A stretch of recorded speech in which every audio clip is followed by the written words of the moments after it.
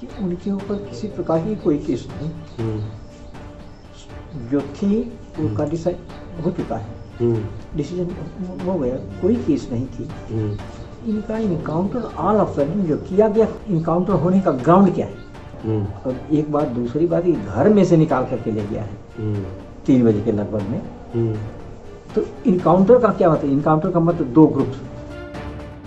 Bharatiya Janata party विधायक कृष्णानंद राय हत्याकांड में आरोपी इनामी बदमाश राकेश पांडे को उत्तर प्रदेश पुलिस ने एनकाउंटर में मार गिराया है। अब इस एनकाउंटर के बाद राकेश पांडे के पिता ने सरकार से जवाब मांगा है।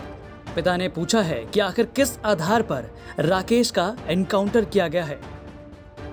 उनके ऊपर किसी प्रकार की कोई केस नहीं, जो थी उनका डिसाइड हो चुका है, डिसीजन हो गया, कोई केस नहीं थी। इनका इनकाउंटर ऑल ऑफ सडन जो किया गया, क्यों किया गया? क्या कोई व्यक्तिगत एनिमिटी की, दुश्मनी की वजह से, या किसी पर्सनल इनहेरिटेंस की वजह से इस प्रकार की वारदात किया गया? क्यों किया गया? मैं जानना चाहता हूँ सरकार से। सरकार इसका जवाब दे या शासन दे।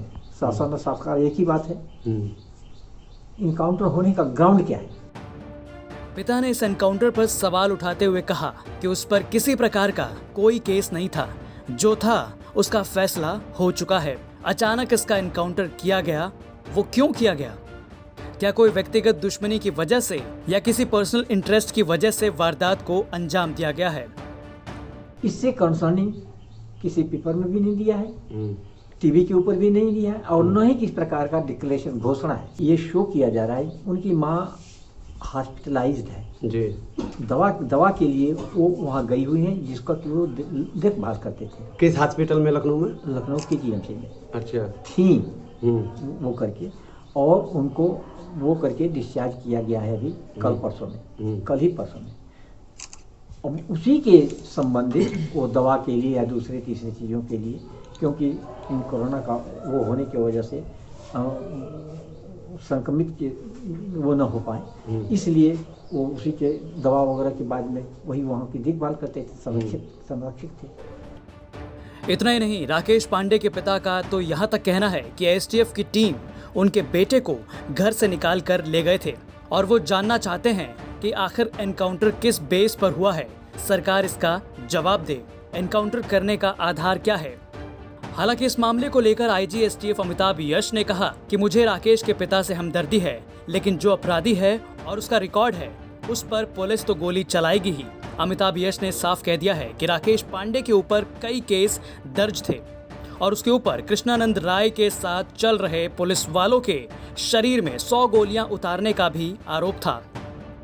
एक प्रकरण है जिसमें लोअर कोर्ट से, यानी डिस्ट्रिक्ट कोर्ट से बरी हो गए। डिस्ट्रिक्ट, चूंकि इसका ट्रायल सीबीआई कोर्ट में हुआ था, इसलिए सीबीआई कोर्ट से बरी हो गए, लेकिन हाई कोर्ट में इसकी अपील है। इसके अलावा अन्य मुकदमे हैं, कई मुकदमे हैं जिनका ट्रायल चल रहा है। और हाल में ही एसटीएफ के संज्ञान में इसकी एक्टिविटीज़ तब आई जब इलाहाबाद पुलिस ने नीरज सिंह नाम के एक शूटर को गिरफ्तार किया। नीरज सिंह की तलाश थी, क्योंकि खान मुबारक ने एक हत्या कराई थी जिसमें नीरज सिंह मेन शूटर था। और नीरज सिंह ने अपनी पूछताछ में बताया कि इसको इलाहाबाद हनुमान पांडे द्वारा, हनुमान पांडे द्वारा पहुंचाया गया है, और इसके पास 2 पिस्टल्स थीं जो हनुमान पांडे लेकर चला गया। तब से इसकी तलाश चल रही थी, और जब राकेश पांडे मारा गया तो उसके पास से 2 पिस्टलें भी मिली हैं, दोनों सोफिस्टिकेटेड फॉरेन मेड पिस्टल्स हैं।